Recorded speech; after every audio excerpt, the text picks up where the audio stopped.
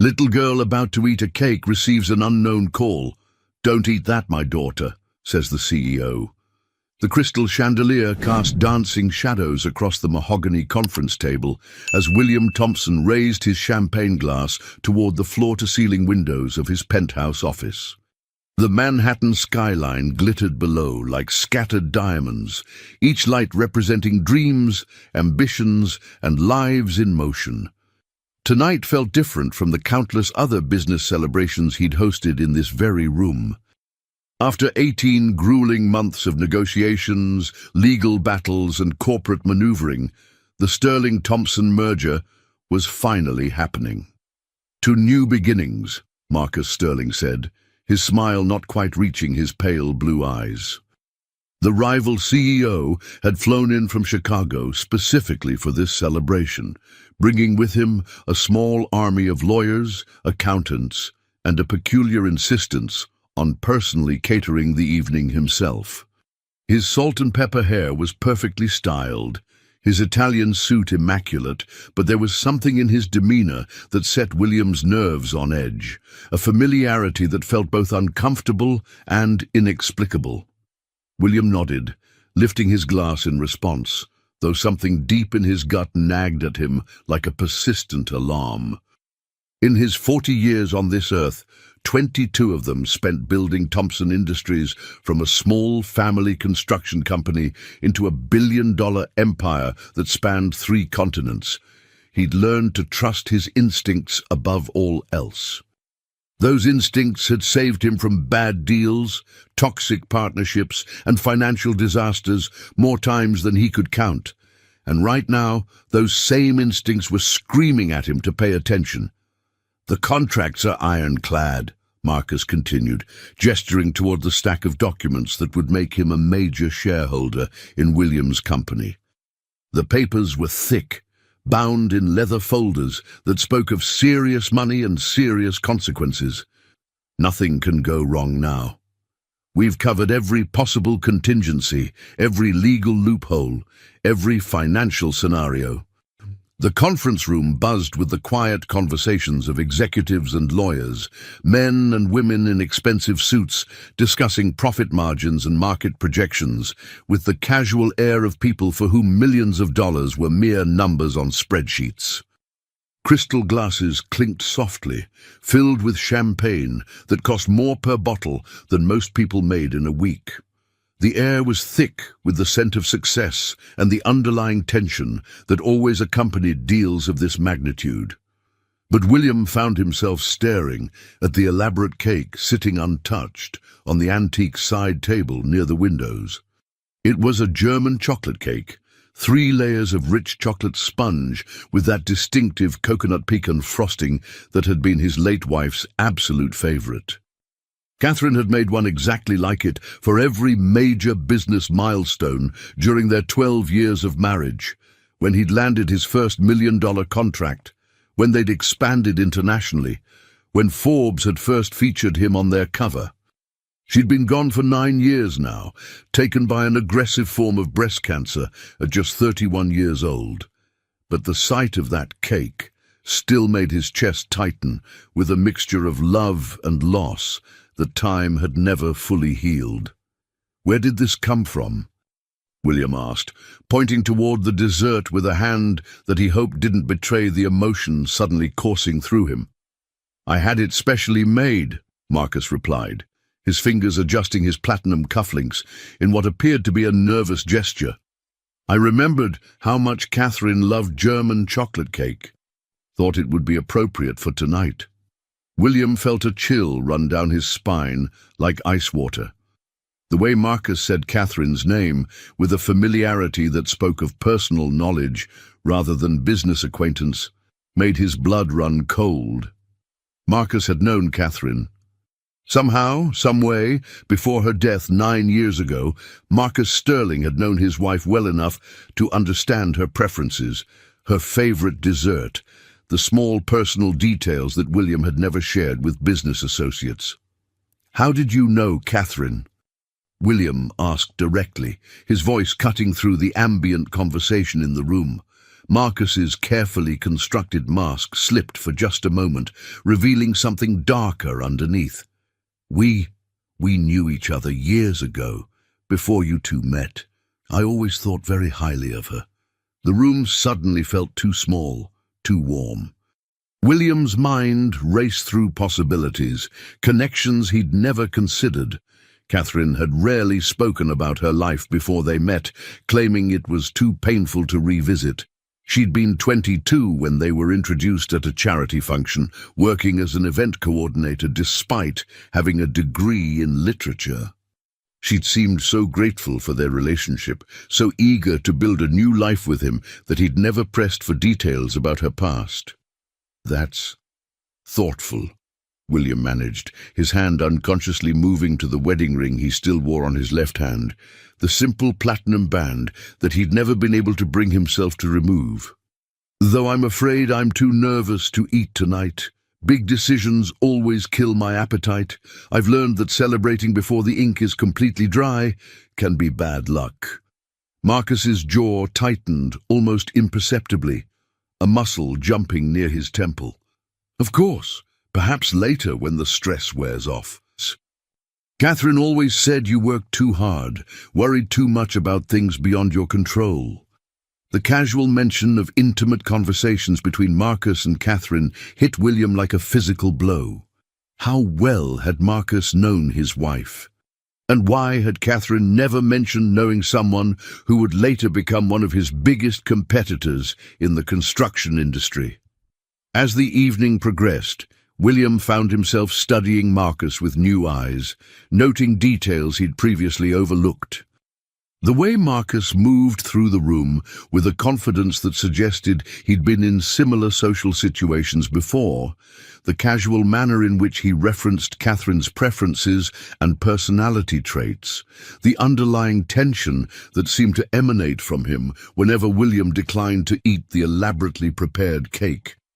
When William excused himself to take a call from his Hong Kong office, a construction emergency involving a 50-story skyscraper that couldn't wait until morning, he noticed Marcus watching him leave with an expression that looked distinctly disappointed.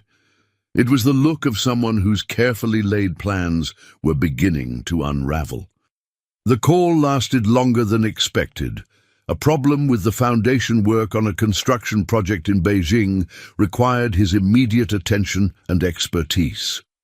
By the time he returned to the conference room 45 minutes later, most of the guests had departed, leaving behind empty champagne glasses and the lingering scent of expensive cologne.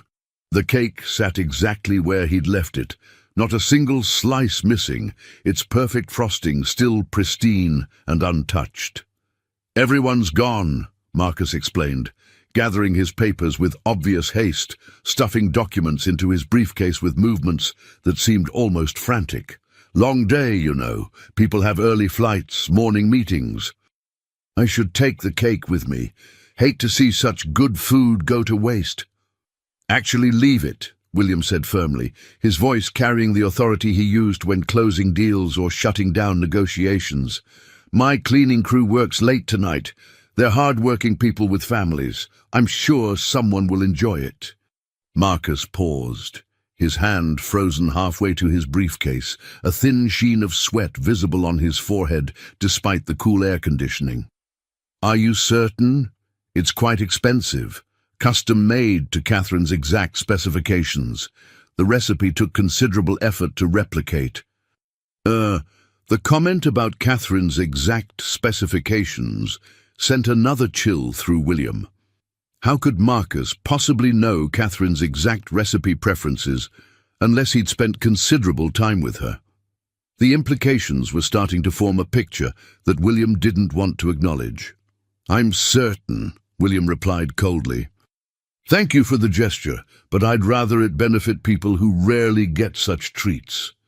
And then after Marcus left, practically fleeing really, his departure so hasty he forgot his overcoat, William remained in his office, paperwork spread across his mahogany desk, but his mind entirely focused on the growing suspicion that this evening had been about more than just a business merger.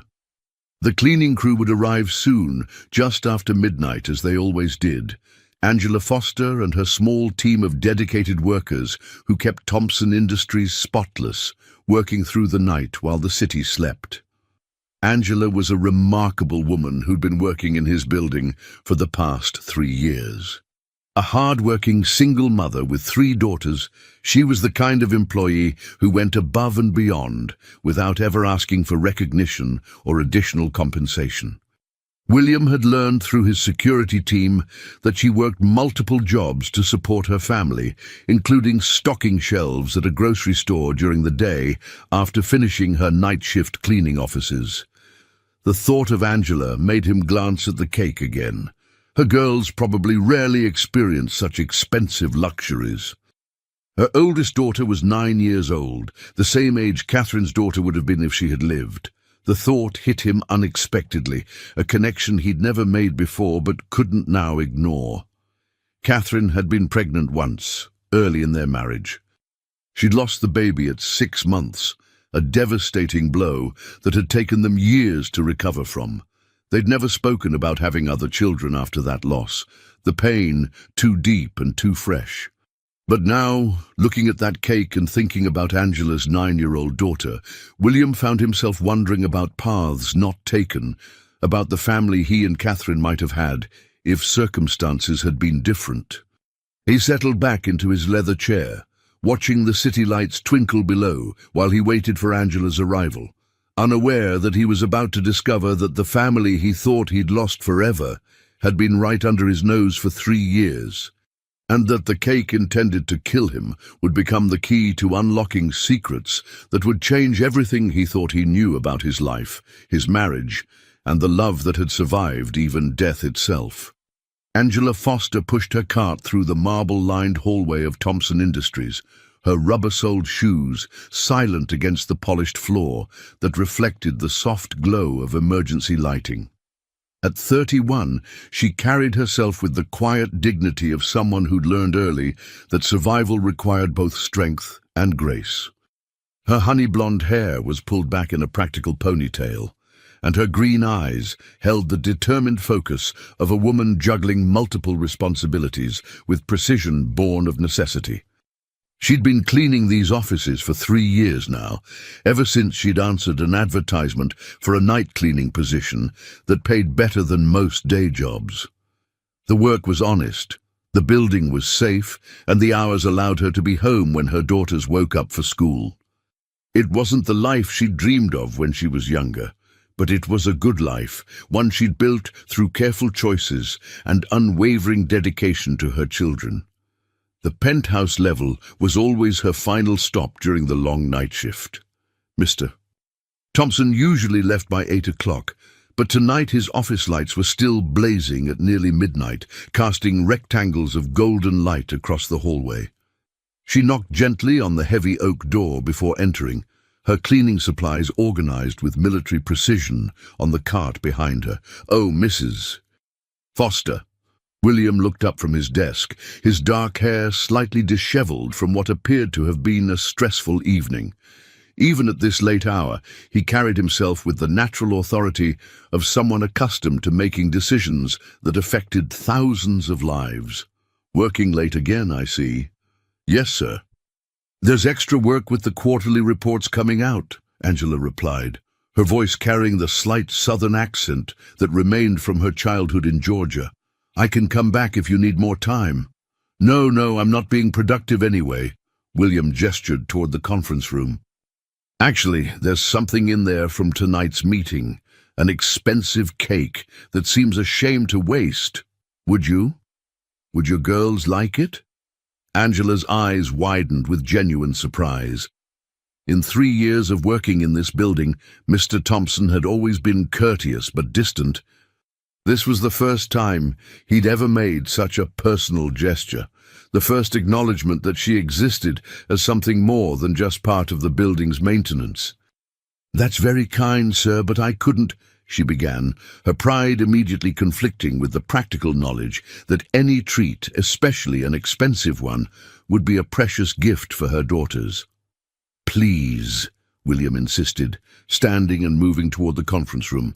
"It's German chocolate cake, elaborate and expensive." It'll just go to waste otherwise, and I have a feeling your daughters would appreciate it more than anyone else." Angela followed him, her eyes taking in the professionally decorated cake with its perfect coconut pecan frosting and delicate chocolate details. It was the kind of dessert her daughters Madison, Chloe and Zoe had only seen in bakery windows, beautiful, expensive and utterly beyond their usual reach. "Are you sure?" she asked softly, her voice thick with emotion she was trying to control. "Absolutely, take the whole thing," William said, carefully lifting the cake box. "You work harder than anyone in this building, Mrs. Foster. Your daughters are lucky to have such a dedicated mother." As Angela carefully packed the cake into her bag, William found himself studying her with unexpected interest. There was something about her, the shape of her eyes, the gentle way she moved, even the musical quality of her southern accent, that felt familiar in a way he couldn't explain. "Mrs. Foster," he said as she prepared to leave, "your daughters, how old are they?" Angela's face immediately softened, the way it always did when she spoke of her children. "Madison is 9. She's my little helper with everything. And the twins, Chloe and Zoe, just turned 4. They're identical, but completely different personalities. 9 years old, the same age Catherine's daughter would have been." William felt an odd chill, though he couldn't explain why. "And their father?" Angela's expression tightened slightly. "Madison's father. He's never been involved, never even met her. The twins' father is incarcerated upstate, drug charges. He doesn't contribute or maintain contact. That must be incredibly difficult." "We manage fine," Angela said with quiet dignity. "The girls don't need unreliable men in their lives. They're better off with consistency and love, even if it means doing without some things." After Angela left, William remained in his office, staring out at the city lights. Something about the entire evening felt significant. Marcus's knowledge of Catherine, the elaborate cake, Angela's 9-year-old daughter. Pieces of a puzzle he didn't understand were floating around him, waiting for the right moment to click into place. What William didn't know was that Angela's presence in his building wasn't the coincidence it appeared to be. 9 years earlier, a dying woman named Catherine Thompson had made careful arrangements through her attorney, David Chang, to ensure that if anything ever happened to her, her husband would eventually find the daughter she'd given birth to, but never been able to tell him about. Catherine had used her connections and considerable resources to arrange for the adoptive mother to be offered a specific job in a specific building, working specific hours that would eventually bring her into contact with the man Catherine wanted to be part of her daughter's life. The monthly stipends that helped Angela care for Madison came from a trust fund Catherine had established, administered by David Chang, with instructions that were to remain confidential until certain conditions were met. Angela had always believed the money came from a children's charity, never suspecting that her daughter's biological mother had been planning their eventual reunion with William from beyond the grave. Catherine had known Marcus Sterling years before she met William. He'd been a brief romantic interest during her college years, someone who'd become obsessively possessive before she'd ended the relationship. She'd never told William about Marcus because the relationship had been traumatic, ending only when Marcus had threatened her, and she'd been forced to get a restraining order. That restraining order had expired years ago, but Catherine's fear of Marcus had never fully disappeared. Now, 9 years after Catherine's death, Marcus had finally found his opportunity for revenge against the man who'd stolen Catherine from him and the life he'd believed should have been his. The merger was just the vehicle. The real goal had always been William's destruction. But Catherine's most carefully laid plans were about to collide with Marcus's desire for revenge, and the cake that was meant to kill William was instead about to become the catalyst that would finally bring together the family Catherine had spent her last years trying to create. In a small apartment across town, Angela was showing her daughters the beautiful cake, completely unaware that they were about to become part of a deadly game that had been years in the making, or that the gift she thought came from her employer's kindness was actually the first step in reuniting a father with the daughter he'd never known existed. The next morning arrived grey and drizzling, the kind of November weather that seemed to leach colour from everything it touched. William Thompson sat in his corner office, surrounded by the merger contracts that should have represented triumph, but instead filled him with a growing sense of unease. Something about Marcus Sterling's behaviour the previous evening continued to gnaw at him. The man's intimate knowledge of Catherine, the way he'd spoken her name with such familiarity, the obvious disappointment when William had refused to eat the elaborate cake. His assistant, Jennifer Mills, knocked and entered with the brisk efficiency that had made her indispensable over their 15-year working relationship. Her face was pale, her usual professional composure clearly shaken. "Mr. Thompson, there's been a serious incident," she said, consulting her notes with hands that trembled slightly. William looked up sharply from the financial projections he'd been pretending to review. "What kind of incident?" "Marcus Sterling was found unconscious in his suite at the Plaza Hotel this morning," Jennifer continued, her voice tight with controlled anxiety. "He's currently in intensive care at Mount Sinai Hospital. The initial diagnosis is severe poisoning, though doctors are running extensive toxicology tests." The world seemed to tilt sideways. "Poisoning?" "Hotel security found disturbing evidence in his room during their investigation," Jennifer said, checking her notes again. "Empty chemical vials, some kind of makeshift laboratory set up in the bathroom. The police have taken over the case and are treating this as attempted murder." William's blood turned to ice as the horrifying implications crashed over him. The cake. Marcus's insistence on providing it personally, his knowledge of Catherine's favourite dessert, his desperate attempt to take it with him when William refused to eat it. "Get Detective Rodriguez on the phone immediately," William commanded, his voice sharp with authority masking growing panic, "and clear my schedule for the rest of the day." Within 90 minutes, the conference room was swarming with crime scene technicians and forensic specialists working with methodical precision.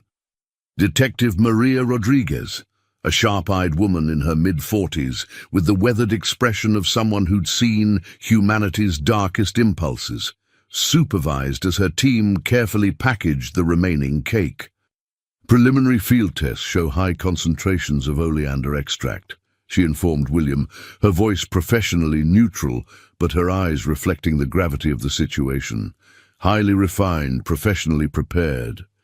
Anyone who consumed this would have experienced severe cardiac symptoms within 30 to 60 minutes, followed by complete organ failure and death within hours." William felt his legs go weak. But Marcus, how did he get poisoned if he brought the cake? "Cross-contamination during preparation," Detective Rodriguez explained. "He was sloppy with the poison while making the cake. The irony is brutal. Killed by his own murder weapon." She studied William carefully. "Make no mistake, Mr. Thompson. You were the intended target. This was premeditated murder disguised as a business celebration." "But why? The merger benefits him enormously." "That's exactly why," Rodriguez replied grimly. "Our investigation reveals that Sterling is drowning in debt, gambling losses, failed investments, lifestyle expenses far exceeding his income. His company is essentially bankrupt. But the merger contracts give him controlling interest in Thompson Industries if you die or become incapacitated. He wouldn't just profit from your death, he'd inherit your empire."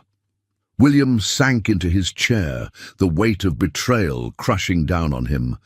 Someone had tried to murder him using Catherine's favourite cake, a violation so personal it felt like an attack on her memory as well. "Mr. Thompson," Rodriguez's voice cut through his anguish with new urgency. We need to know immediately. Did anyone else have access to that cake? Anyone who might have taken it home? The blood drained from William's face as the full horror hit him. Oh, God! Angela! Who is Angela? Angela Foster. One of our cleaning staff, William explained, his voice rising with panic. I gave her the cake last night, told her to take it home to her 3 daughters. Christ, what have I done? Detective Rodriguez was already on her radio, calling for immediate backup and emergency medical response. We need Angela Foster's address now. Dispatch ambulances to that location. Code Red, potential child poisoning. As they raced through the city in an unmarked police car, sirens wailing, William's mind reeled with horrible possibilities.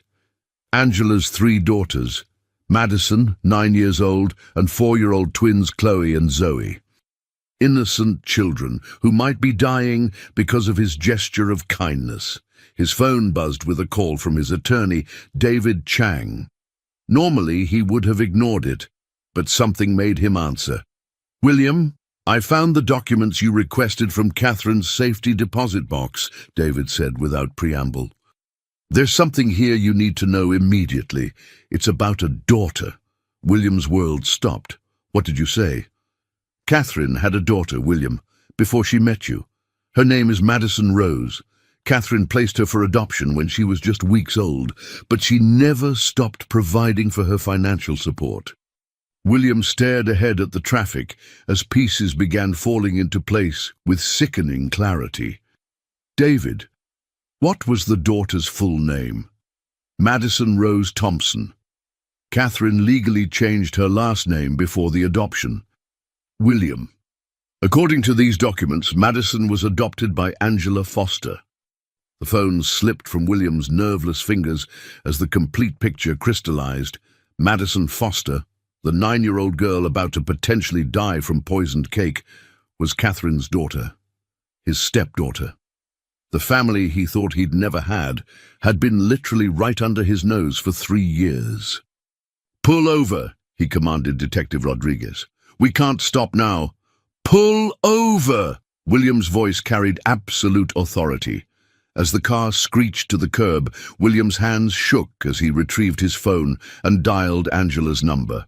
It rang once, twice, 3 times before a young voice answered. Hello? Is this Madison? William asked, his voice barely controlled. Yes, sir. Mommy's in the shower. Can I take a message? Madison, this is very important. Did you and your sisters eat any of the cake your mother brought home last night? We were going to, Madison said, in the precociously mature voice of a 9-year-old forced to grow up quickly. But it tasted funny, kind of bitter. Mummy said we should save it for later. William closed his eyes, relief flooding through him so intensely he nearly collapsed. Madison, I need you to listen very carefully. Do not eat any more of that cake. Do you understand me? It's very important. Okay, Madison said, clearly confused but obedient. Are you the man who gave it to Mommy? Yes, and I'm coming to see you right now. Can you tell your mother that Mr. Thompson called? Okay, Mr. Thompson. Should I tell her anything else? William looked ahead at the ambulances racing toward their location, knowing that in minutes he would meet the daughter Catherine had given birth to, but never been able to tell him about. Tell her, William said softly, that Catherine's husband is coming home.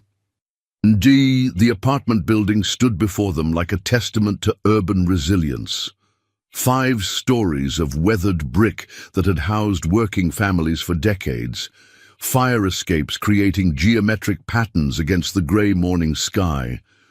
Detective Rodriguez led the charge up the narrow staircase, her radio crackling with updates while William followed, his heart pounding with a mixture of fear and anticipation that seemed to echo in the confined space. 3rd floor, apartment 3B, Rodriguez called over her shoulder as they climbed past the 2nd landing, where the mingled scents of different cultures' breakfast foods created a surprisingly comforting atmosphere despite the emergency circumstances. When they reached Angela's door, William could hear voices inside. Calm, professional tones of paramedics mixed with a woman's worried questions and children's voices. Through the thin walls, he caught fragments of conversation that made his anxiety spike. Precautionary measures, activated charcoal, observation protocol. Detective Rodriguez pushed through the door first, her badge clearly visible as she surveyed the scene. The apartment was small but meticulously maintained, every surface clean and organized despite obvious financial constraints. Second-hand furniture had been arranged with care. Children's artwork adorned the refrigerator, and a small dining table showed evidence of an interrupted breakfast. The normal morning routine of a family suddenly thrust into crisis. "Where are they?"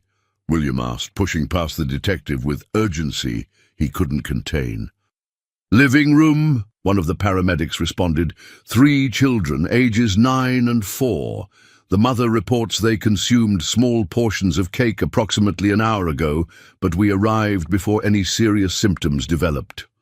William rounded the corner and felt his entire understanding of the world shift dramatically. There, on a worn but immaculately clean sofa, sat 3 little girls, in various states of confusion about the sudden attention they were receiving. The 9-year-old, Madison, had honey-blonde hair exactly like her mother's, and eyes that were so startlingly familiar they took his breath away, Catherine's eyes. The same shape, the same intelligent depth, the same way of observing the world with quiet understanding. The twins, Chloe and Zoe, were 4-year-old mirror images of each other, their blonde curls catching the morning light streaming through the apartment's single large window. They clung to their older sister with the instinctive trust that children have for the person who takes care of them when their mother can't. Angela stood beside them, still wearing her cleaning uniform from the night shift, her face pale with terror that she was fighting to control for her daughter's sake. Her voice remained steady as she tried to provide comfort, while clearly not understanding the full scope of what was happening. "It's okay, babies," she murmured, stroking Chloe's hair. "These nice people just want to make sure you're healthy and strong." "Mommy, why can't we finish our cake?"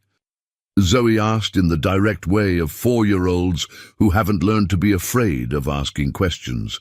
"Because—" Angela's voice wavered slightly before she steadied herself with visible effort. "Because Mommy wants to save it for a special occasion."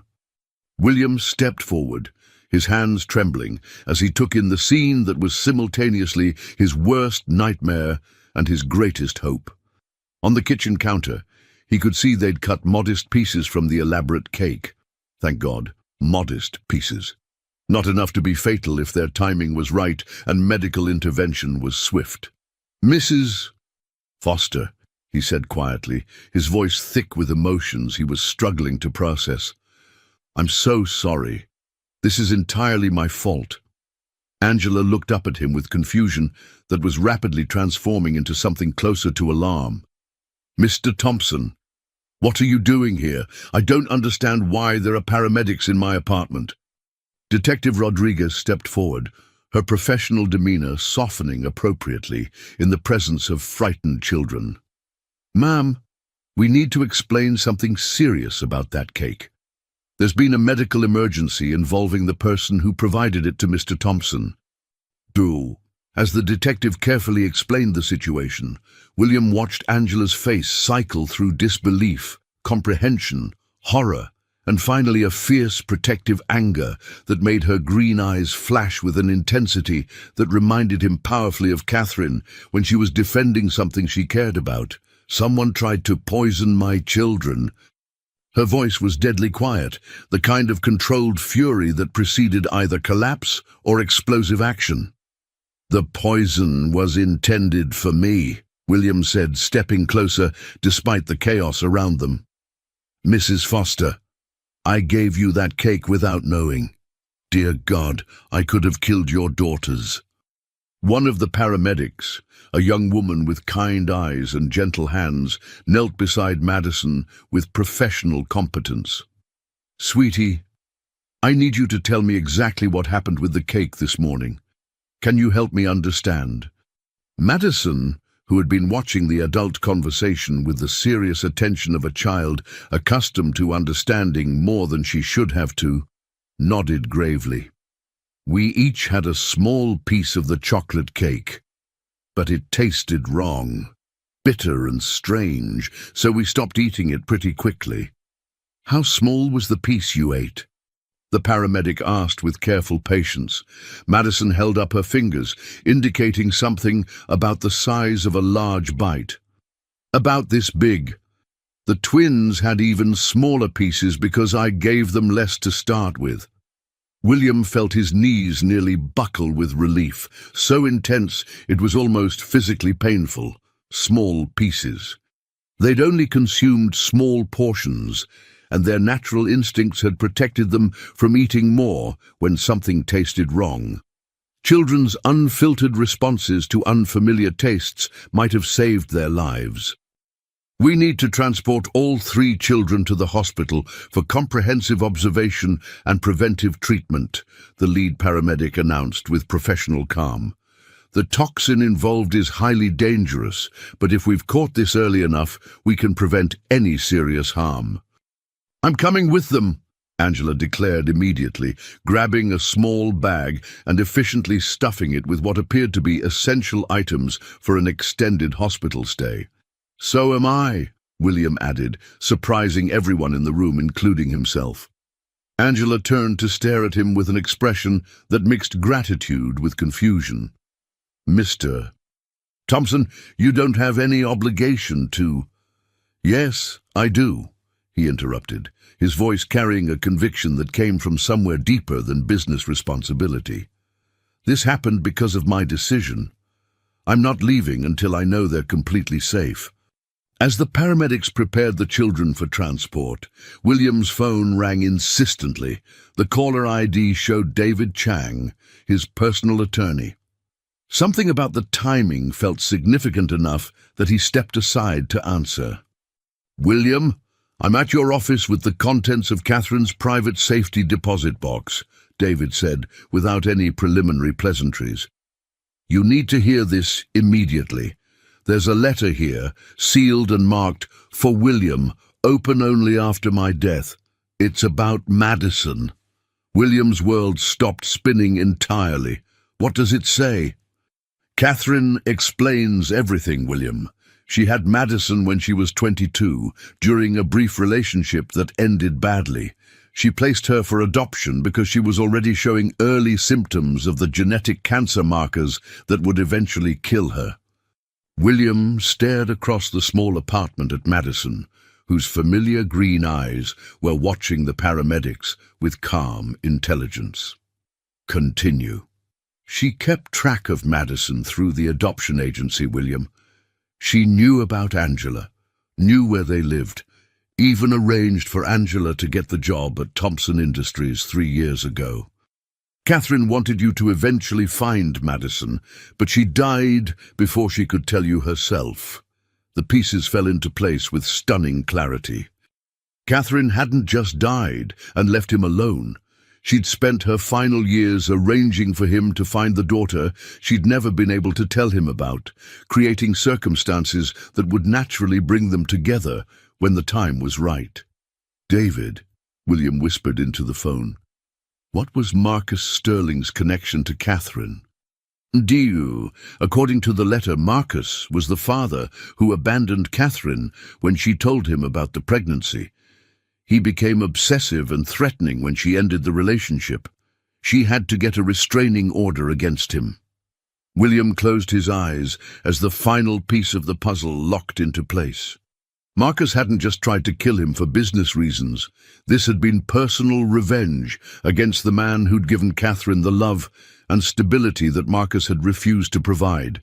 The merger had simply been his vehicle for getting close enough to strike. "There's one more thing," David continued. "Catherine established a trust fund for Madison's care, administered through my office. The monthly payments that Angela receives for Madison's expenses, those come from Catherine's carefully planned provisions. She's been taking care of her daughter financially for 9 years, even after death. William looked at Angela with new understanding. The monthly assistance she'd always attributed to a children's charity had actually been Catherine's way of ensuring Madison was provided for while waiting for the right moment to reunite her with the only father figure Catherine wanted her to have. "Mr. Thompson." Angela's voice brought him back to the immediate crisis. "The ambulance is ready." As they prepared to leave for the hospital, William realized that the worst thing that had ever almost happened to him, nearly losing Catherine's daughter to the same poison meant to kill him, had actually become the catalyst for discovering the family he'd never known he had. Catherine's careful planning, interrupted by her death, had finally come to fruition in the most unexpected way possible. "Mrs. Foster," he said as they walked toward the ambulance, "there's something I need to tell you about Madison's birth mother." Angela paused, her hand on Madison's shoulder. "What about her?" "Her name was Catherine Thompson," William said softly, "and she was my wife." The pediatric emergency room at Mount Sinai Hospital hummed with the controlled urgency that characterizes the best medical facilities, where life and death decisions are made with calm efficiency by professionals who understand that panic serves no one.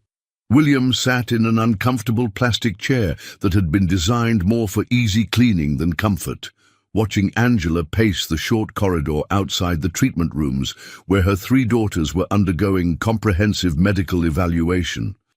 4 hours had passed since their arrival, 4 hours of blood tests, cardiac monitoring, and carefully administered treatments designed to counteract the effects of oleander poisoning before symptoms could develop. The medical team had been cautiously optimistic from the beginning. The children had consumed only small amounts of the toxin, and their natural aversion to the bitter taste had prevented them from eating enough to cause fatal damage. Detective Rodriguez had positioned herself near the nurses' station, coordinating with the ongoing investigation while maintaining a protective presence. The Marcus Sterling case had exploded into a multi-jurisdictional investigation involving attempted murder, corporate fraud, and a revenge scheme that had been years in the making. But William's attention was focused entirely on the woman whose world had been turned upside down by revelations that should have been impossible to believe. Angela had been remarkably quiet since his announcement about Catherine, processing information that challenged everything she thought she knew about her daughter's background and her own place in an elaborate plan that had taken 9 years to unfold. "Tell me about her," Angela finally said, settling into the chair beside him with the exhausted grace of someone who had been running on adrenaline for hours. "Tell me about Catherine." William pulled out his wallet and extracted the small photograph he always carried. Catherine at their wedding, radiant in ivory silk, her green eyes sparkling with the joy and hope that had characterized their entire relationship. "She was the most remarkable person I've ever known," he began, his voice soft with memories that had been painful for 9 years, but now carried the possibility of continuation through Madison. Brilliant, compassionate, and strong in ways that most people never have to discover about themselves. "When we met, she was 22 and working as an event coordinator, despite having a literature degree. I was 30 and thought I understood how the world worked." Angela studied the photograph with intense concentration, her eyes tracing Catherine's features with the careful attention of someone looking for answers to questions she'd carried for 9 years without even knowing she was carrying them. "She taught me that success without purpose is just elaborate emptiness," William continued, allowing himself to remember Catherine not just as the woman who had died, but as the person who had shaped every important decision he'd made since meeting her. "Before Catherine, I was building an empire, but I didn't understand why. She showed me that businesses should serve communities, that wealth comes with the responsibility to make life better for people who need help." "She died 9 years ago?" Angela asked quietly, her voice carefully controlled. "Breast cancer." Diagnosed at stage 4 when Madison was just 6 months old, fought it for 18 months with more courage than anyone should ever have to show. She died on a Tuesday morning in October, holding my hand and making me promise that love doesn't end with death. It just transforms into something different. William paused, remembering that final moment when Catherine's breathing had stopped and his understanding of family had seemed to end forever. I never knew about Madison. Catherine never told me she had a daughter, never mentioned her pregnancy or the adoption. Maybe she was protecting everyone involved, Angela suggested, with the instinctive empathy that had made her such an extraordinary mother to 3 children who weren't biologically hers. If she was dying, if she knew she couldn't be there to raise Madison herself, maybe she thought it would be too painful for you and too complicated for Madison to form attachments that would be broken by death. Before William could respond, Doctor. Sarah Chen emerged from the treatment area, clipboard in hand, and an expression that made both adults stand immediately and search her face for any indication of what they were about to hear. Mr. Thompson, Ms. Foster, Doctor. Chen looked tired but genuinely relieved, the expression of a medical professional delivering news that could have been tragic but wasn't. I have very good news. All 3 children are going to be perfectly fine. The relief that flooded through William was so intense, it felt like a physical force, nearly bringing him to his knees. They're completely okay? The amount of oleander extract they ingested was significant enough to require treatment, but not nearly enough to cause lasting harm, Dr. Chen explained, with the precision that comes from years of delivering complex medical information to frightened families. Several factors worked in their favor. They only ate small portions because the bitter taste deterred them. You brought them in quickly enough for us to administer preventive treatment. And children's metabolisms sometimes process plant toxins more efficiently than adult systems. When can we see them? Angela asked, her voice barely steady despite the good news. They're awake and asking for their mother. Dr. Chen smiled with the genuine warmth that makes exceptional doctors exceptional. Madison has been quite the little caretaker, helping to keep the twins calm during the procedures. She's a remarkable child with exceptional emotional maturity. As they followed the doctor down the hallway toward the recovery rooms, William felt his phone buzz with another call from David Chang. This time, he answered immediately, sensing that the timing was significant.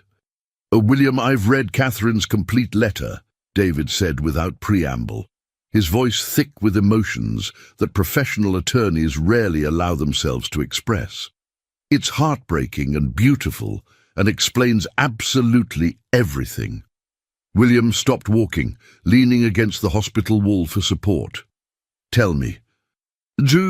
Catherine had Madison during a brief relationship when she was 22. The father was Marcus Sterling, though she doesn't mention him by name in the letter, just describes him as someone who became frighteningly obsessive when she tried to end things.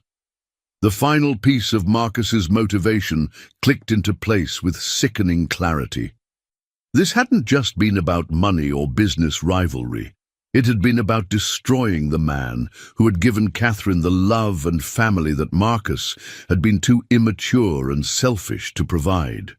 She placed Madison for adoption because she was already showing early symptoms of the genetic cancer markers that would kill her, David continued.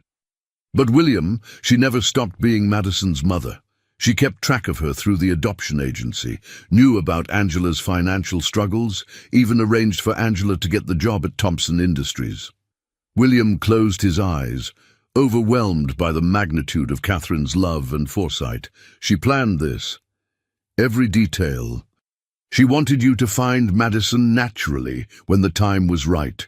The monthly payments that Angela receives for Madison's expenses, those come from a trust fund Catherine established, administered through my office with instructions that were to remain confidential until certain conditions were met. Angela had been listening to his side of the conversation with growing amazement. What monthly payments? William lowered the phone, looking at Angela with a mixture of sadness and wonder that Catherine's love had extended so far beyond her death. You've been receiving financial assistance from Madison for 9 years, haven't you? Money you thought came from a children's charity. Every month, Angela whispered, understanding dawning in her eyes. Enough to make sure Madison had what she needed: clothes, school supplies, medical care. I always thought we'd been extraordinarily lucky to qualify for such long-term assistance. Catherine never stopped taking care of her daughter, William said softly. She just loved Madison enough to let someone else raise her while making sure she was provided for. They reached the recovery room where Madison and the twins were resting. Through the window, William could see Madison sitting up in her bed, reading a picture book to Chloe and Zoe, who were curled up together in the bed next to hers. The sight hit him with emotional force that was both devastating and healing. This was Catherine's daughter, carrying on her mother's legacy of taking care of others, of being strong when strength was needed most. "Mrs. Foster," William said, turning to Angela with a decision that felt as natural and inevitable as breathing. "I know this is overwhelming, and I know you have every right to tell me to leave your family alone, but Catherine's last wish was for me to take care of Madison, as if she were my own daughter." Angela's eyes filled with tears, but her voice remained steady. "What exactly are you saying?" "I'm saying that Madison is already exactly where she belongs, with someone who loves her unconditionally and has raised her to be an extraordinary person. But I'd like to be part of her life if you'll allow it. I'd like to honor Catherine's wish while respecting the incredible job you've done as her mother." "And Chloe and Zoe?" Angela asked quietly, because she had learned long ago that accepting help for one child while excluding others was not an option for her conscience. William looked through the window again, watching as Madison gently adjusted Chloe's blanket and whispered something that made Zoe giggle despite the medical equipment surrounding them. "All 3 of your daughters almost died today because of my decision to give you that cake," he said with absolute conviction. "That makes them my responsibility too. If you'll let me, I'd like to help. Not because I have to, but because they're Madison's family, which makes them part of Catherine's legacy, which makes them part of mine." For the first time since the nightmare had begun, Angela smiled through her tears. I think Catherine would have approved of that. 8 months later, William Thompson stood in the kitchen of Angela's new house, a beautiful 4-bedroom colonial in a neighborhood with excellent schools, tree-lined streets, and the kind of front yard where children could play safely while their parents watched from kitchen windows. The monthly mortgage was something Angela could never have managed on multiple minimum-wage jobs, but it represented a tiny fraction of William's charitable foundation budget, and seeing Madison's face when she realized she had her own room with built-in bookshelves had been worth every penny and more. "Daddy William, you're going to burn those pancakes," Madison announced from her perch on a kitchen stool, where she was carefully measuring ingredients for what had become their Saturday morning tradition. At 10 years old now, she had grown into her role as William's daughter, with the same grace and intelligence she applied to everything else in her life. William turned from the stove, grinning at the child, who had effortlessly adapted to calling him Daddy William to distinguish him from Mommy Angela. No. The title still made his heart skip every time he heard it, a reminder of the family he'd gained through the most unexpected and terrifying circumstances imaginable. "I am not burning them," he protested, flipping a perfectly golden pancake with exaggerated precision. "I'm adding character through careful caramelization." "That's what you said last week when you made them black," Chloe chimed in from the living room, where she and Zoe were building an elaborate fairy castle out of blocks and pillows. At 5 years old now, the twins had developed into distinctly different personalities. Chloe, the thoughtful observer who noticed everything. Zoe, the fearless adventurer who approached life with enthusiastic confidence. but both had accepted William's presence in their lives with the remarkable adaptability that children display when they recognize genuine love. Angela emerged from the home office she used for her work as Director of Community Outreach for the Thompson Foundation, dressed in the professional attire she wore to coordinate charitable programs that helped families in crisis. It was work that utilized her natural empathy and practical experience with poverty, ensuring that other children would never have to experience the kind of desperation that had once characterized their lives. "How's our Saturday morning chef doing?" she asked, wrapping her arms around William's waist and peering over his shoulder at the pancakes. 8 months of shared breakfasts, bedtime stories, and the daily negotiations that characterize family life had taught both of them that love could grow in the most unexpected circumstances and flourish when nurtured with patience and commitment. "Your daughter is an exceptionally harsh critic of my culinary efforts," William replied, leaning into her embrace with the contentment of someone who had finally found where he belonged. "She gets that intellectual precision from her birth mother," Angela said softly, a comment that no longer carried pain, but rather appreciation for the woman whose love had orchestrated their unlikely family reunion. The morning routine continued with the comfortable chaos that characterizes real family life. Syrup spills, spirited debates over who deserved the last blueberry, and Zoe's determination to eat her pancakes with her fingers, despite repeated gentle reminders about proper utensil usage. It was messy and loud and absolutely perfect in ways that William had never imagined possible. Later, after Angela left for a foundation meeting and the twins settled down for their Saturday afternoon movie, William found himself in Madison's room, helping her organize the bookshelf that had become inadequate for her rapidly expanding personal library. She was reading at a level far beyond her years, consuming everything from classic literature to contemporary young adult novels about strong heroines who solved problems through intelligence and determination rather than waiting for rescue. "Daddy William," Madison said quietly, pulling a worn book from the shelf and sitting cross-legged on her bed with the serious expression she wore when addressing important topics. "Do you think my birth mother would be proud of who I'm becoming?"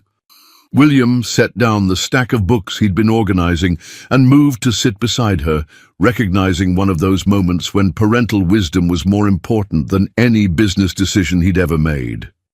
These conversations happened periodically, moments when Madison's natural curiosity about her origins required honest, thoughtful responses that honored both Catherine's memory and Angela's role as the mother who had actually raised her. "I think your birth mother would be incredibly proud of you," he said with complete honesty. "You're kind, intelligent, brave, and caring. You take excellent care of your sisters, you work hard in school, and you make everyone around you better just by being yourself. Those are exactly the qualities Catherine hoped you would develop." "Do you miss her?" Madison asked, her green eyes so remarkably like Catherine's, studying his face with the unsettling perceptiveness that children sometimes display when asking questions that adults have trouble answering. "Every day," William admitted without hesitation, "but not in a sad way anymore.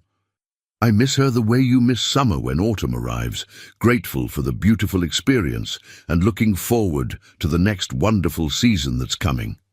Madison nodded solemnly, processing this adult concept with the seriousness she applied to everything she considered important. "I think she sent me to you and Mommy Angela on purpose. Like a gift that took a really long time to be delivered." William felt his throat tighten with emotion that was both grief for Catherine and gratitude for the wisdom of the 10-year-old sitting beside him.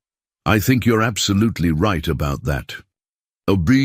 From the living room came the familiar sound of the twins debating movie selections, followed by Angela's voice as she returned from her meeting earlier than expected and began the process of negotiating a peaceful resolution to their disagreement.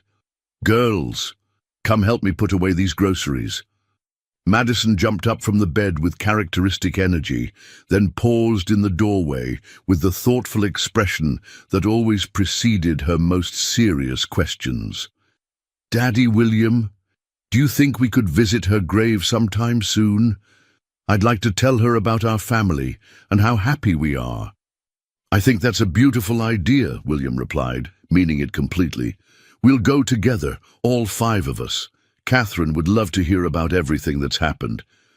As Madison ran to help with the groceries, William remained in her room for a moment, surrounded by the evidence of a child's life well lived.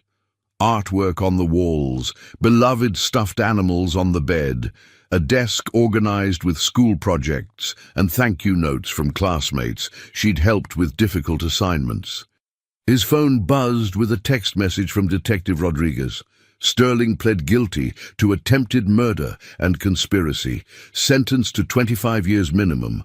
"Thought you'd want to know this chapter is finally closed." William smiled, typing back a brief message of gratitude. The legal nightmare that had brought their family together was officially over, but the love that had emerged from that crisis would last forever. 8 months ago, he had been a successful but fundamentally lonely man, building a business empire without understanding its true purpose. Today, he was father to 3 remarkable daughters, partner to an extraordinary woman, and keeper of Catherine's greatest legacy. Not the financial success or the charitable foundations, but the love that had somehow survived death and brought them all together in ways none of them could have imagined. As he walked toward the kitchen, where his family was laughing over some shared joke while organizing groceries with the kind of domestic teamwork that develops naturally when people genuinely care about each other, William could almost hear Catherine's voice speaking the words she'd whispered to him during those final moments 9 years ago. "Love doesn't end with death, it just changes form." She had been absolutely right. As she was about most important things, love had simply transformed, growing larger and stronger and more encompassing than he'd ever believed possible. And somewhere beyond the boundaries of life and death, he was certain Catherine was smiling, knowing that her daughter had found her way home to the family she'd always been meant to have, guided by love that had transcended every obstacle, including death itself. "Daddy William!" Zoe called out as he entered the kitchen, her small voice bright with excitement. "Come see what Mommy bought for dinner." William hurried toward his family, toward the laughter and chaos and beautiful imperfection of real life, knowing with absolute certainty that this was exactly where Catherine had always intended him to be. The poisoned cake that had nearly destroyed everything had instead revealed the greatest gift imaginable, the chance to love and be loved by the family he never knew he was missing, brought together by a woman whose love had proven stronger than death itself. And in that moment, surrounded by his 3 daughters and the woman who had raised Catherine's child with such grace and wisdom, William Thompson understood that sometimes the most terrible near tragedies become the catalysts for the most beautiful miracles. Sometimes the things that almost break us are exactly what we need to discover we were never actually broken, just incomplete, waiting for the missing pieces to find their way home.